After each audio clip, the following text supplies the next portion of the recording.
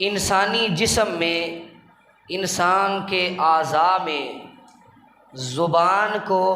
بڑی اہمیت حاصل ہے۔ زبان جسم کا ایک ایسا ٹکڑا اور ایسا حصہ ہے جس کے ساتھ انسان کی شناخت ہوتی ہے، پہچان ہوتی ہے۔ جب تک آپ کسی سے بات نہیں کرتے یا آپ سے کوئی بات نہیں کرتا، آپ اس کو پہچان نہیں سکتے۔ انسان کی پہچان تب ہوتی ہے جب آپ اس سے بات کرتے ہیں اور وہ آپ سے بات کرتا ہے، تو آپ اس کو پہچان جاتے ہیں کہ اس کے بولنے کا طریقہ کیا ہے اور یہ جو ہے اخلاقی اعتبار سے کیسا ہے، اور اس کی زبان نرم ہے کہ سخت ہے، مزاج اچھا ہے کہ بد مزاج ہے، اور نرم گفتگو کرنے والا ہے کہ طعن و تشنیع کرنے والا ہے۔ یہ تب ہی اندازہ ہوتا ہے جب کوئی بولتا ہے۔ جب تک آپ خاموش رہیں گے آپ کی پہچان نہیں ہوگی۔ تو یہ زبان وہ ہے، جسم کا وہ حصہ ہے جو ہماری پہچان کرواتا ہے کہ ہم کیسے ہیں اور ہمارا اخلاق کیسا ہے۔ اگر یہ زبان صحیح ہو جائے تو سارے کا سارا وجود سلامت رہتا ہے، اور اگر یہ زبان خراب ہو جائے، بگڑ جائے اور برائیاں کرنا شروع کر دے تو سارے کا سارا جسم جو ہے وہ بگڑ جاتا ہے۔ نبی علیہ السلام نے فرمایا کہ جب بھی کوئی ابن آدم صبح کرتا ہے تو جسم کے سارے اعضاء زبان کے سامنے عاجزی کے ساتھ یہ اظہار کرتے ہیں، زبان کو کہتے ہیں ان استقمت استقمنا و ان اعوججت اعوججنا، کہ اے زبان اگر تو سارا دن صحیح رہے گی تو ہم بھی صحیح رہیں گے، اور اگر تو نے ٹیڑھ پن اختیار کر لیا، اگر تو بگڑ گئی تو ہم بھی بگڑ جائیں گے۔ کیا مطلب؟ کہ زبان نے بات کر کے منہ کے اندر چھپ جانا ہے، اور جب اس بات کا صلہ اور سزا بھگتنے کی باری آئے گی تو وہ جسم کے باقی اعضاء بھگتیں گے۔ اس زبان سے کی ہوئی تلخ بات کی جو سزا ہے وہ جسم اور وجود بھگتے گا، زبان تو چھپ جائے گی۔ اس لیے جسم کے اعضاء زبان کے سامنے یہ اظہار کرتے ہیں کہ تم نے سارا دن درست رہنا ہے، تیرے صحیح رہنے سے ہم بھی صحیح رہیں گے، اگر تو بگڑ گئی تو پھر پٹائی جب ہوگی تو وہ ہماری ہوگی۔ اور ایسا ہی ہوتا ہے کہ زبان تو بات کر کے چھپ جاتی ہے اور سزا بھگتنے کے لیے جسم کے باقی اعضاء ہیں۔ یہ زبان جو ہے انسان کو سدھار بھی دیتی ہے اور بگاڑ بھی دیتی ہے، اور اس زبان کا جب بگاڑ آ جائے اس زبان میں تو پھر انسان تباہ و برباد ہو جاتا ہے۔ جو نیزوں کے ساتھ زخم لگائے جاتے ہیں وہ تو درست ہو جاتے ہیں، مندمل ہو جاتے ہیں، ان کے نشانات بھی مٹ جاتے ہیں، لیکن جو زبان کے لگائے ہوئے زخم ہیں وہ نہیں مٹتے۔ زبان کے ساتھ نشتر چلانے والے اور جملوں کے تیر برسانے والے وہ اپنے سامنے والے مسلمان بھائی کے دل پہ وار کرتے ہیں، اور زبان کی کڑواہٹ اور زبان سے کہا ہوا جملہ وہ انسان کو یاد رہتا ہے، اور وہ زخم انتہائی گہرا زخم ہوتا ہے۔ اسی لیے نبی علیہ السلام نے اس بات کی گارنٹی دی ہے کہ جو بندہ مجھے من یضمن لی ما بین لحییہ وما بین رجلیہ، آپ نے فرمایا جو بندہ مجھے دو چیزوں کی گارنٹی دیتا ہے، ضمانت دیتا ہے، میں اسے جنت کی ضمانت دیتا ہوں۔ ان میں سے پہلی چیز زبان ہے اور دوسری چیز شرمگاہ ہے، کہ اگر زبان کا استعمال درست ہوگا، اگر زبان آپ اللہ کی اطاعت اور فرما برداری میں اپنی زبان کو حرکت دیں گے تو آپ کے لیے جنت کی ضمانت ہے۔ لیکن اگر یہ زبان بگڑ جائے تو بگڑنے کا نقصان کیا ہے؟ نبی علیہ السلام نے فرمایا هل يكب الناس في النار على وجوههم او على مناخرهم الا حصائد السنتهم۔ آپ نے فرمایا کل قیامت کے دن جہنم کی آگ میں لوگوں کو منہ کے بل، نتنوں کے بل جہنم کے اندر اوندے منہ پھینکا جائے گا، اور وجہ اور سبب یہ ہوگا کہ انہوں نے دنیا کے اندر اپنی زبان کو کنٹرول نہیں کیا ہوگا، زبان ان کی بے لغام ہوگی، انہوں نے اپنی زبان کا غلط استعمال کیا ہوگا، جب بولا خیر کی بات کبھی نہ نکلی منہ سے، جب بولا غیبت کی، چغلی کی، عیب جوئی کی، ٹھٹھا کیا، مذاق کیا، الزام تراشی کی، زبان سے جب بھی بات کرتا ہے اس کی بات سے مسلمان کو تکلیف ہوتی ہے، یہ زبان ہی اسے کل قیامت کے دن جہنم کے اندر پھینک دے گی، یہ زبان ہی اس کی تباہی اور بربادی کا سبب بن جائے گی، کیونکہ اس کی زبان سے مسلمان محفوظ نہیں، یہ خود بھی مسلمان ہے لیکن اس کی زبان سے مسلمان محفوظ نہیں۔ اور مسلمان ہوتا کون ہے؟ المسلم من سلم المسلمون من لسانہ ویدہ۔ آپ علیہ الصلوۃ والسلام نے فرمایا حقیقی مسلمان وہ ہے جس کے ہاتھ اور جس کی زبان سے دوسرا مسلمان محفوظ ہو جائے۔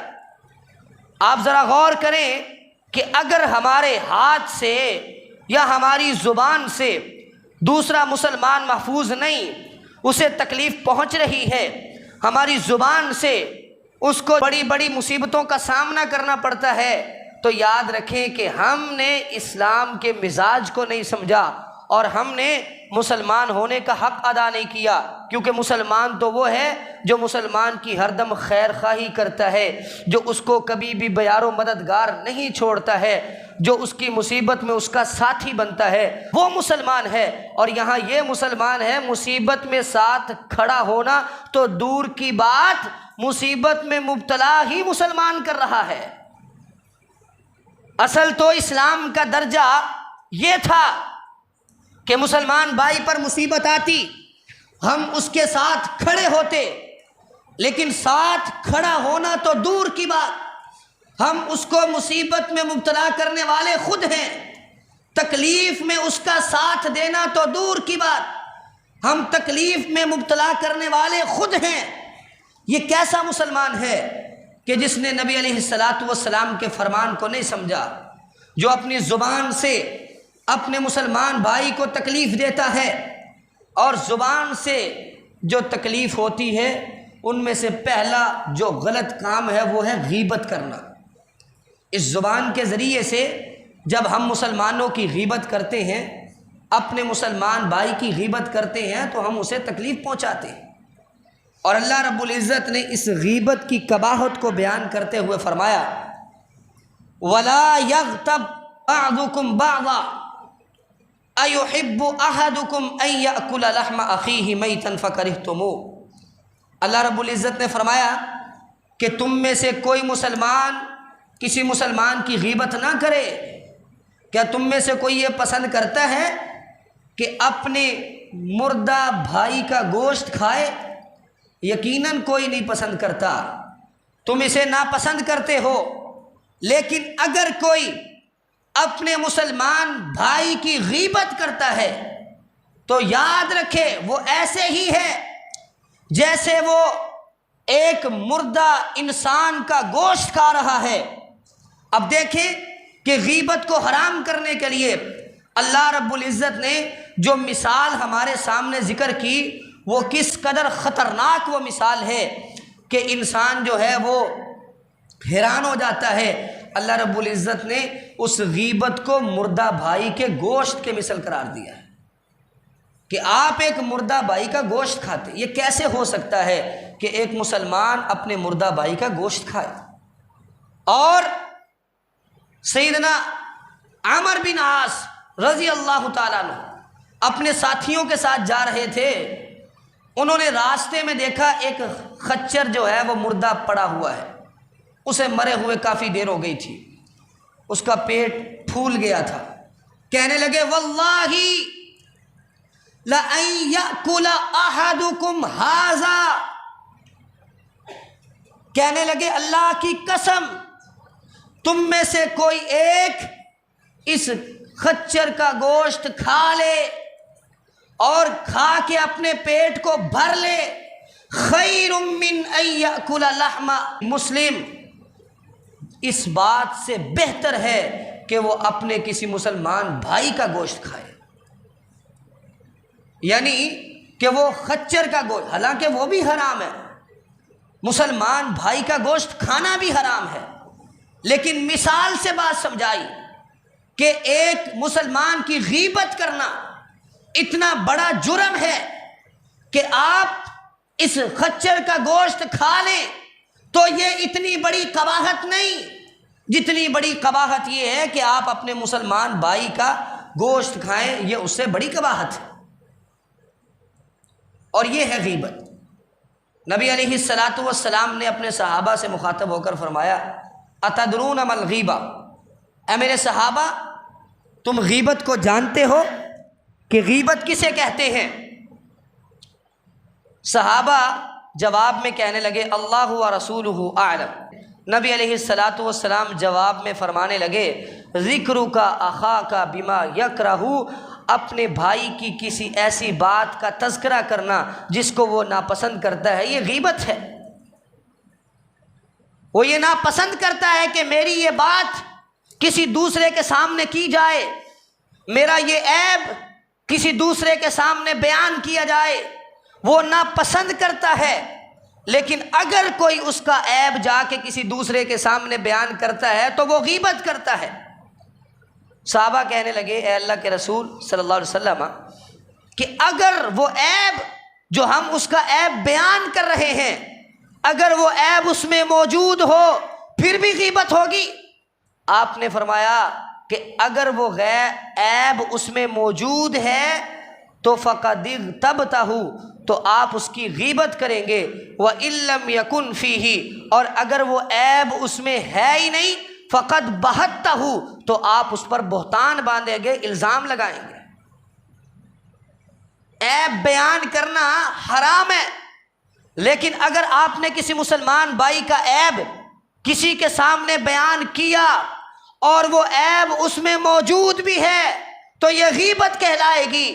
اگر آپ نے کسی کا عیب کسی کے سامنے بیان کیا اور وہ عیب اس میں موجود نہیں، آپ نے جھوٹ بولا تو وہ بہتان ہوگا، وہ الزام ہوگا، وہ بہت بڑا گناہ ہوگا۔ والذین یؤذون المؤمنین والمؤمنات بغیر ما اکتسبوا فقد احتملوا بہتانا واثما مبینا، اللہ رب العزت نے فرمایا وہ لوگ جو مومن مردوں پر مومن عورتوں پر بہتان لگاتے ہیں، ان کے بارے میں ایسی باتیں کرتے ہیں، ان کے بارے میں ایسے عیب بیان کرتے ہیں جو ان میں ہے ہی نہیں، تو یاد رکھیں وہ بہت بڑے بہتان لگانے والے ہیں اور وہ بہت بڑا گناہ جو ہے اس کا بوجھ اٹھانے والے ہیں، اور کل قیامت کے دن اس بوجھ کو وہ اٹھائیں گے اور اس گناہ کی وہ سزا بھی پائیں گے۔ کہ ہم نے یوں ہی بیٹھے بیٹھے باتیں کرتے کرتے ہمیں غیبت اتنی عام ہو گئی، ہمیں اندازہ نہیں ہوتا کہ ہم اپنے مسلمان بھائی کی غیبت کر جاتے ہیں، اور باتوں باتوں میں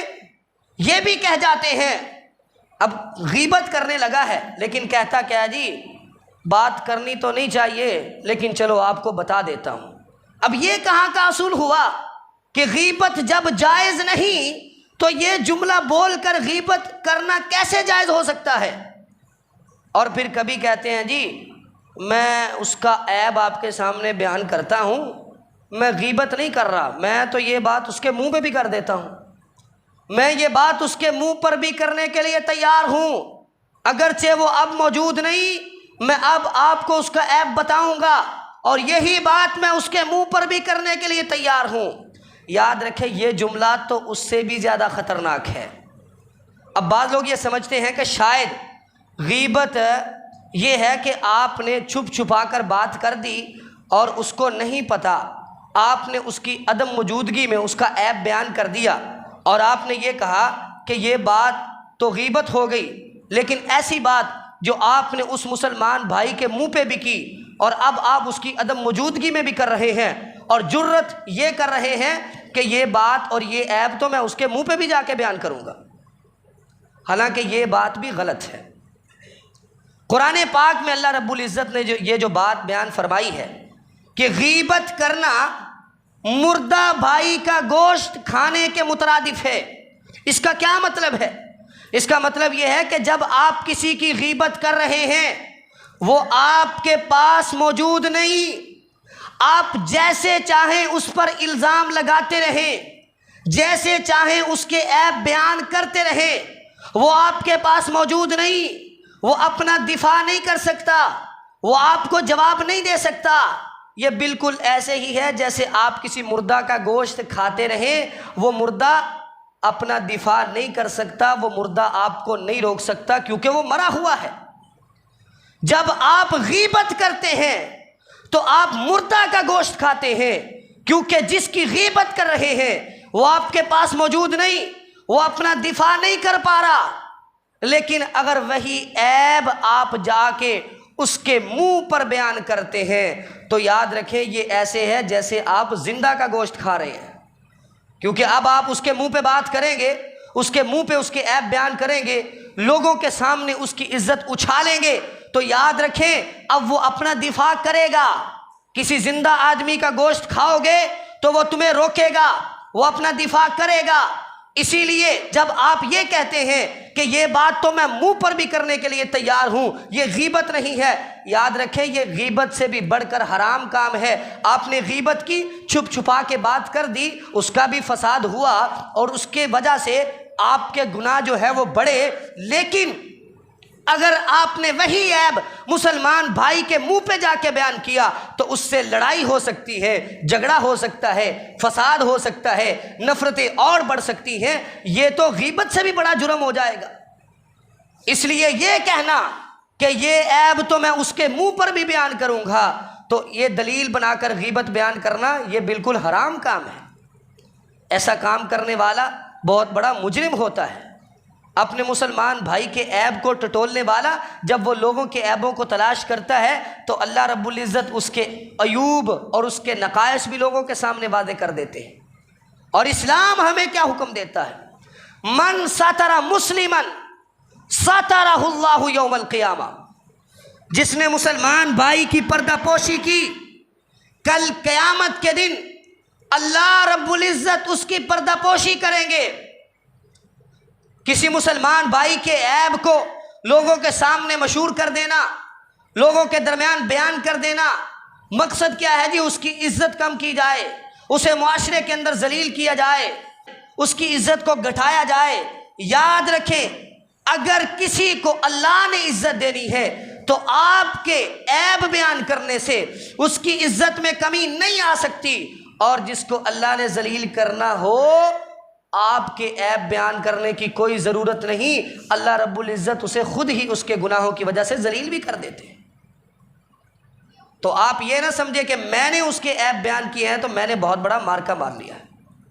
اسلام ہمیں پردہ پوشی کا حکم دیتا ہے، اسلام ہمیں بھائی چارے کا حکم دیتا ہے، اسلام ہمیں ایک دوسرے کے ساتھ مل جل کے رہنے کا حکم دیتا ہے۔ جب ہم نے کسی کی غیبت کی تو ہم نے اپنی نیکیاں اس کے پلڑے میں ڈال دی، جب ہم نے کسی کی غیبت کی اس کے گناہ اٹھا کے اپنے پلڑے میں ڈال لیے۔ اور امام بخاری رحمہ اللہ یہ فرمایا کرتے تھے کہ جب سے مجھے پتہ چلا ہے کہ غیبت حرام ہے تب سے لے کر آج تک میں نے کبھی کسی کی غیبت نہیں کی۔ اور وہ بڑے یقین کے ساتھ یہ کہتے تھے، انہیں پتہ تھا اپنی نیکی کا، اور یہ ہمارے لیے ایک نمونہ کی حیثیت رکھنے والی بات ہے کہ امام بخاری رحمہ اللہ کتنے بڑے امام ہیں، اللہ کے ولی ہیں، محدث ہیں، متقی ہیں، پرہیزگار ہیں۔ وہ کہہ رہے ہیں کہ جی مجھے اللہ کے دربار میں اپنے آپ پر یہ یقین ہے کہ مجھ سے غیبت کے بارے میں سوال نہیں کیا جائے گا، کیونکہ میں نے آج تک کسی مسلمان کی غیبت نہیں کی۔ اور جب غیبت نہیں کی تو اتنے بڑے امام بنے۔ اور ان کے والد کا بیان کیا تھا؟ جب والد اس دنیا سے جانے لگے تو کہنے لگے کہ میری ساری زندگی کی کمائی جو میں نے کمایا ہے، اس ساری زندگی کی کمائی میں ایک درہم بھی حرام تو دور کی بات، ایک درہم بھی ایسا نہیں جس کے بارے میں مجھے شک ہو کہ یہ حلال کا ہے کہ حرام کا ہے۔ مجھے اپنی ساری کمائی پر یقین ہے، ساری زندگی میں نے کمایا ہے تو صرف حلال کمایا ہے۔ اور پھر وہ حلال کھانے والے بیٹے، امام بخاری جیسے بیٹے جو امام بھی ہیں، محدث بھی ہیں، گناہوں سے دور بھی ہیں، اور اپنی اس نیکی کو ہماری رغبت کے لیے بیان بھی کرتے ہیں کہ میں نے آج تک کسی مسلمان کی غیبت نہیں کی۔ اور آج ہم ہیں کہ بات بات پر غیبت کرنے کے لیے تیار ہو جاتے ہیں، اور ہم قباحت کو بھول جاتے ہیں، نبی علیہ الصلاۃ والسلام کی احادیث کو بھول جاتے ہیں۔ آپ نے اس کی کس قدر قباحت بیان کی یہ ہمارے دل سے نکل جاتا ہے، حالانکہ یہ مسلمان بھائی کی عزت پر حملہ کرنے والی بات ہے۔ نبی علیہ الصلاۃ والسلام نے فرمایا، جب معراج کی رات مجھے معراج کروائی گئی تو آپ نے اس رات بہت ساری اللہ کی قدرت کے مناظر بہت سارے دیکھے، جنت بھی دیکھی، جہنم بھی دیکھی، آسمان بھی دیکھے، انبیاء سے ملاقات بھی ہوئی، انبیاء کی امامت بھی کروائی، اور بڑی بڑی قدرت کی نشانیاں دیکھیں۔ اور ان میں سے ایک بات یہ ہے، آپ علیہ الصلاۃ والسلام فرماتے ہیں کہ میں کچھ ایسے لوگوں کے پاس سے گزرا کہ جن کے ناخن تانبے کے تھے، یخمشون وجوہہم وصدورہم، وہ اپنے ناخنوں کے ساتھ اپنے چہرے کو نوچ رہے تھے، اپنے سینے کو نوچ رہے تھے، اپنے ناخنوں کے ساتھ اپنے آپ کو زخم لگا رہے تھے۔ میں نے جبریل سے پوچھا، من ہؤلاء یا جبریل، اے جبریل یہ کون لوگ ہیں؟ تو جبریل امین علیہ الصلاۃ والسلام نے جواب میں فرمایا، ہؤلاء الذین یأکلون لحوم الناس وَيَقَعُونَ فِي أَعْرَاضِهِمْ، یہ وہ لوگ ہیں جو دنیا کے اندر مسلمان بھائیوں کا گوشت کھایا کرتے تھے، اور یہ وہ لوگ ہیں جو دنیا کے اندر لوگوں کی عزتوں کو اچھالتے تھے۔ آپ یہ نہ سمجھیں کہ آپ نے مسلمان بھائی کی عدم موجودگی میں بات کر لی تو یہ تو غلط ہے، غیبت ہے، لیکن اس کے منہ پہ جا کے جو مردی کہتے پھرے اس کی کوئی پرواہ نہیں۔ یاد رکھیں یہ بھی جرم ہے، یہ اس کی عزت کو اچھالنا ہے۔ کل المسلم علی المسلم حرام دمہ ومالہ وعرضہ، آپ علیہ الصلاۃ والسلام نے فرمایا کہ ایک مسلمان دوسرے مسلمان کے لیے حرام ہے۔ حرام ہونے کا مطلب یہ ہے کہ احترام کے لائق ہے، اس کی عزت بھی احترام کے لائق ہے، اس کا مال بھی احترام کے لائق ہے، اس کا خون اور اس کا وجود بھی احترام کے لائق ہے۔ یہ نہ اس کی عزت اچھال سکتا ہے، نہ حق طریقے سے اس کا مال کھا سکتا ہے، اور نہ ہی اس کا خون بہا سکتا ہے۔ اگر ان تینوں میں سے کوئی بھی کام کرے گا تو یہ مجرم ہوگا، یہ حقوق العباد کے اندر جو ہے وہ بہت بڑی کمی اور کوتاہی کرے گا۔ اور حقوق العباد وہ ہیں جن کی معافی اللہ نے تب دینی ہے جب آپ نے اس سے معافی مانگنی ہے جس کی آپ نے حق تلفی کی ہے۔ وہ کمیاں، وہ کوتاہیاں جو آپ نے اللہ رب العزت کے معاملے میں کی، اللہ رب العزت کی نافرمانی کی، اللہ رب العزت چاہے تو عذاب دے دے، چاہے تو معاف کر دے، لیکن اس بات کا بھی اعلان ہو گیا کہ اگر آپ نے کسی مسلمان بھائی کی حق تلفی کی، کسی کی عزت اچھالی، کسی کو گالی دی، کسی کو تھپڑ مارا، تو اس کی معافی تب ہوگی جب آپ اس سے معافی مانگیں گے جس کی آپ نے حق تلفی کی۔ بڑے بڑے نماز پڑھنے والے، روزہ رکھنے والے جب اخلاقی میدان میں آتے ہیں تو فیل ہو جاتے ہیں۔ جب دوستوں یاروں کی مجلس میں بیٹھتے ہیں تو غیبتیں شروع کر دیتے ہیں، عیب جوئیاں شروع کر دیتے ہیں۔ اور عیب جوئی اور غیبت ہوتی کیا ہے؟ کسی مسلمان کو اس کے عیب کے ساتھ پکارنا، کسی کی تخلیق کے اندر عیب ہے، مثال کے طور پہ کسی کا قد چھوٹا ہے، وہ لنگڑا ہے، وہ کالا ہے، اللہ رب العزت کی طرف سے اس کی تخلیق میں کوئی عیب آ گیا ہے تو اس کو اس عیب کے ساتھ بلانا، یاد رکھیں یہ بہت بڑی غیبت ہے اور یہ بہت بڑی اس کے لیے تکلیف ہے جس کا جواب کل قیامت کے دن ہمیں دینا پڑے گا۔ اور یہ بات بھی یاد رکھیں کہ صرف غیبت کرنا حرام نہیں ہے، غیبت سننا بھی حرام ہے۔ آپ کہیں جی غیبت تو وہ کر رہا تھا، میں تو ویسے ہی بیٹھا ہوا۔ بھائی سن تو رہے تھے نا، کیوں سن رہے تھے مسلمان بھائی کی عیب جوئی؟ مسلمان بھائی کے عیوب کیوں سن رہے تھے؟ روک دیتے، خاموش کروا دیتے، اسے کہتے نہ کرو بھائی، ہمارا بھائی ہے، مسلمان بھائی ہے، اگر تمہیں کسی عیب کا پتہ چل گیا ہے تو اپنے پاس سنبھال کے رکھو، مجھے کیوں بتا رہے ہو؟ اگر وہ پھر بھی نہیں چپ کرتا، آپ کے کہنے سے بھی عیب جوئی نہیں چھوڑتا، غیبت نہیں چھوڑتا، تو آپ اس کی مجلس سے اٹھ کے چلے جائیں۔ اگر آپ نے شوق کے ساتھ وہیں پہ بیٹھ کے غیبت سنی تو یہ آپ سے بھی سوال ہوگا کہ آپ نے غیبت کیوں سنی؟ غیبت کرنا حرام ہے تو سننا بھی حرام ہے۔ یہ مجلس بھی ایک بڑی قبیح مجلس ہے،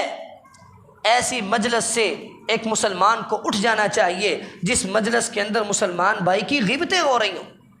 اب یہ ہے اس ساری بات کا مقصد یہ ہے کہ جب مسلمان آپس میں ایک دوسرے کی غیبت نہیں کریں گے، عیوب نہیں ٹٹولیں گے، جاسوسیاں نہیں کریں گے،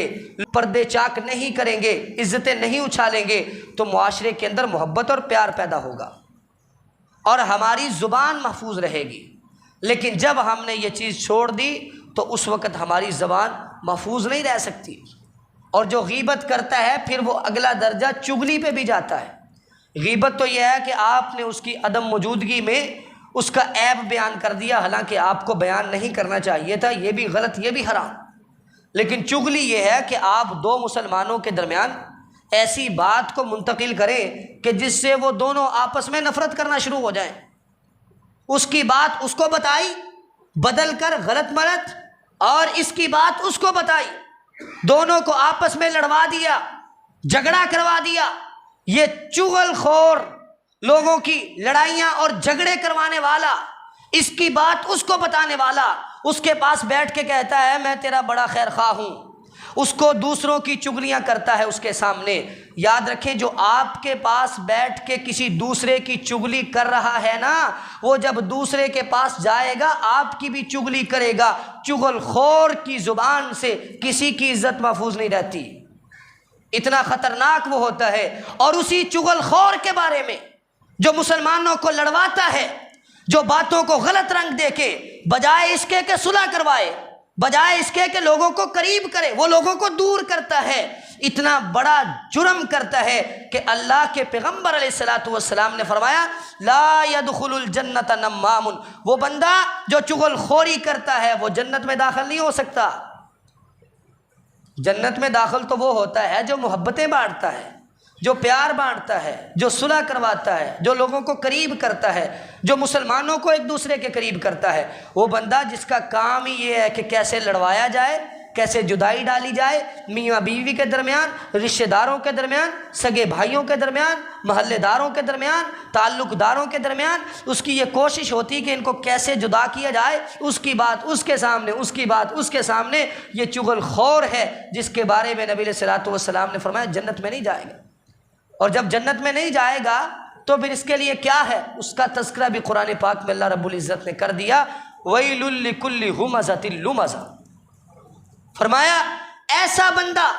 جو لوگوں کو تانے دیتا ہے، جو لوگوں کی غیبت کرتا ہے، جو چغلی کرتا ہے، اس کے لیے ہلاکت ہے، اس کے لیے ویل ہے، اس کے لیے جہنم کی وادی ہے، وہ جہنم میں جائے گا۔ مسلمانوں کے درمیان جھگڑا کروانے والا، مسلمانوں کے درمیان فساد پیدا کرنے والا، مسلمانوں کو دور کرنے والا، مسلمانوں کے معاشرے کے اندر اس طرح چغلی کرنے والا کل قیامت کے دن جہنم کی وادی میں جائے گا، جنت کی خوشبو بھی نہیں پائے گا، اتنا بڑا مجرم ہے وہ۔ اور نبی علیہ الصلوۃ والسلام ایک دفعہ گزر رہے تھے تو دو قبروں کے پاس سے گزرے، آپ نے فرمایا یعذبانی، ان دونوں قبر والوں کو عذاب ہو رہا ہے، اور یہ فرمایا وما یعذبانی فی کبیر، ان کو عذاب کسی ایسے بڑے گناہ کی وجہ سے نہیں ہو رہا کہ جس گناہ سے بچنا ناممکن تھا. گناہ ایسا تھا کہ جس سے یہ بچ سکتے تھے لیکن یہ نہیں بچے. گناہ ایسا تھا جس سے دور رہ سکتے تھے لیکن یہ نہیں رہے. وہ گناہ کیا تھا؟ آپ نے فرمایا فَكَانَ أَحَدُهُمَا لَا يَسْتَتِرُ مِن بَوْلِهِ، ان میں سے ایک بندہ وہ ہے جو اپنے پیشاب کے چھینٹوں سے نہیں بچتا تھا. بیت الخلاء میں جا کے جب وہ پیشاب کرتا تھا تو چھینٹوں کا خیال نہیں کرتا تھا کہ وہ پیشاب کے چھینٹے اس کے کپڑوں پر، اس کے جسم پر پڑتے تھے، اس وجہ سے اس کو یہ عذاب مل رہا ہے. اور دوسرا بندہ فرمایا وَأَمَّا الْآخَرُ يَمْشِي بِالنَّمِيمَةِ، دوسرا بندہ وہ ہے جو لوگوں کی چغلی کیا کرتا تھا، جو چغلی کے ساتھ چلتا تھا. چلنے کا مطلب یہ ہے کہ وہاں سے بات اٹھائی وہاں جا کے کچھ بیان کر دیا، وہاں سے بات اٹھائی وہاں جا کے اس کو بدل کے بیان کر دیا. اور جب وہ دونوں لڑے یہ خوش ہونا شروع ہو گیا. مقصد کیا ہے؟ لڑوانا، اپنے مفاد کے لیے، ذاتی غرض کے لیے، دنیاوی مال کے لیے اور اپنے چھوٹے چھوٹے مقاصد کے لیے اپنی جنت کو برباد کر دیتا ہے. دنیا کے اندر تو مسلمانوں کو لڑوا کے بڑا خوش ہوتا ہے، کل قیامت کے دن جو اسے جنت ملنے والی تھی اس جنت سے وہ محروم ہو جاتا ہے. یہ ہے چغلی کا بہت بڑا نقصان. اور یاد رکھیں غیبت اور چغلی ان دونوں کا تعلق جو ہے وہ انسان کی زبان کے ساتھ ہے، انسان کی زبان کے ساتھ ہے. اور جس زبان کے بارے میں نبی علیہ السلام نے فرمایا من صمت نجا، جو خاموش رہا وہ نجات پا گیا. اور یہ بھی فرمایا من کان یؤمن باللہ والیوم الآخر فلیقل خیرا او لیصمت. آپ نے فرمایا جو شخص اللہ پر اور آخرت کے دن پر ایمان رکھتا ہے اگر وہ بولے تو اچھا بولے وگرنہ خاموش رہے، یہ اس کے ایماندار ہونے کی علامت ہے. تو آپ ذرا غور کریں، جو لوگ بولتے ہیں تو غیبت کرتے ہیں، جو بولتے ہیں تو چغل خوری کرتے ہیں، جو جب بھی بولتے ہیں تو عیب جوئی کرتے ہیں، تو ان کے ایمان کے اندر کمزوری ہے. کیونکہ جو شخص اللہ پر ایمان رکھتا ہے اور اسے یہ یقین ہے کہ آخرت کے دن مجھے جواب بھی دینا ہے، آج میں دنیا میں جو بات کر رہا ہوں اس کا حساب بھی دینا پڑے گا، وہ کبھی بھی غلط بات نہیں کرتا. وہ کرتا ہے تو صحیح بات کرتا ہے ورنہ خاموش ہو جاتا ہے. کیونکہ اس کو پتہ ہے ما یلفظ من قول الا لدیہ رقیب عتید. اللہ رب العزت نے فرمایا تمہاری زبان سے نکلنے والا کوئی بھی لفظ جب زبان سے نکلتا ہے اس لفظ کو لکھنے والا فرشتہ نگران موجود ہے، وہ اس کو نوٹ کر لیتا ہے. اب آپ ذرا غور کریں کہ آپ نے اپنے رجسٹر نامہ اعمال کے جو رجسٹر ہیں وہ غیبت چغلی کے ساتھ بھرنے ہیں کہ نیکی اور تقوی کے ساتھ بھرنے ہیں، یہ فیصلہ آپ نے کرنا ہے. کل قیامت کے دن جب وہ نامہ اعمال کے رجسٹر سامنے کھولے جائیں اور ان میں سوائے غیبت اور چغلی کے کچھ نہ ہو اور اس غیبت کی وجہ سے اپنی ساری نیکیاں دوسروں میں بانٹ دے، جن کی غیبتیں کرتا رہا نیکیاں کل قیامت کے دن ان کو دینی پڑیں گی، جن کی چغلیاں کرتا رہا اپنی نیکیاں کل قیامت کے دن ان کو دینی پڑ جائیں گی. نماز پڑھ رہا ہے، روزہ رکھ رہا ہے لیکن غیبت نہیں چھوڑتا، چغلی نہیں چھوڑتا، فساد ڈالنا نہیں چھوڑتا، تو پھر اس وقت وہ اپنی نمازوں کو بھی ضائع کر رہا ہے، اپنے روزوں کو بھی ضائع کر رہا ہے، اپنی زکاتوں کو بھی ضائع کر رہا ہے. تو اس لیے ہمیں ایک حقیقی مسلمان کی طرح، حقیقی مسلمان وہ جس کی زبان اور جس کے ہاتھ سے دوسرا مسلمان محفوظ ہے، ہمیں حقیقی مسلمان بننا ہے. اپنی زبان سے بھی دوسرے مسلمان کو تکلیف نہیں پہنچانی، اپنے ہاتھ سے بھی دوسرے مسلمان کو تکلیف نہیں پہنچانی، کسی کی غیبت نہیں کرنی، کسی کی چغلی نہیں کرنی. کیونکہ عام طور پہ ہماری محفلوں کا، ہماری مجلسوں کا، ہماری بیٹھکوں کا یہی حال ہے کہ وہ غیبت اور چغلی سے بری ہوتی. تو ایک مسلمان کا طریقہ یہ ہونا چاہیے جب کوئی غیبت کرے اسے روک دیا جائے کہ نہ کرو یار، عیب اس میں ہے، ٹھیک ہے عیب ہے، اگر اس میں عیب ہے تو اسے جا کے بتاؤ، اس کی اصلاح کرو، اسے جا کے یہ احساس دلاؤ کہ بھائی تم یہ کام غلط کرتے ہو، نہ کیا کرو۔ اصلاح کا طریقہ تو یہ ہے کہ اسے اکیلے میں جا کے ملے، تنہائی میں ملے اور اس کی اصلاح کرے اور اس کے عیب کو دور کرنے کی کوشش کرے۔ اصلاح کا طریقہ یہ نہیں کہ آپ نے کسی کا عیب دیکھا اور پورے شہر میں اس کا ڈنڈورا پیٹ دیا، سارے شہر کو بتا دیا، سارے محلے کو بتا دیا وہ تو یہ کر رہا ہے، یہ کر رہا ہے۔ یہ اصلاح نہیں ہے، وہ تو گناہ کر ہی رہا ہے، اس کے اندر عیب تو ہے ہی ہے، لیکن آپ نے جو کام کیا ہے یہ اس کے عیب سے بھی بڑھ کے کیا ہے کہ جس کے گناہ پر اللہ نے پردہ ڈال کے رکھا تھا، آپ نے اس پردے کو ہٹایا اور اس کے گناہ کو لوگوں کے سامنے بیان کیا۔ یہ آپ نے اس سے بڑا جرم کر دیا ہے۔ آپ اپنے نامہ اعمال کی فکر کرو۔ ہم دوسروں کی اصلاح کرنے کے لیے ان کی غیبتیں کرتے ہیں، کتنا بڑا جرم کرتے ہیں۔ اللہ سے دعا ہے کہ اللہ تعالی ہمیں ان زبان کی جو تباہیاں ہیں، فسادات ہیں، زبان کے جو بگاڑ ہیں، اللہ تعالی ہمیں ان سے محفوظ فرمائے۔ اللہ تعالی ہمیں غیبت اور چغلی جیسی بری اور لعین چیزوں سے اللہ تعالی ہمیں محفوظ فرمائے۔ اللہ تعالی ہمیں ہر دم اپنے مسلمان بھائی کی خیر خواہی اور اس کی مدد، اس کا سہارا اور اس کا ساتھ دینے کی توفیق عطا فرمائے۔ اللہ تعالی ہمیں کتاب و سنت پر صحیح طریقے سے عمل کرنے کی توفیق عطا فرمائے۔ وآخر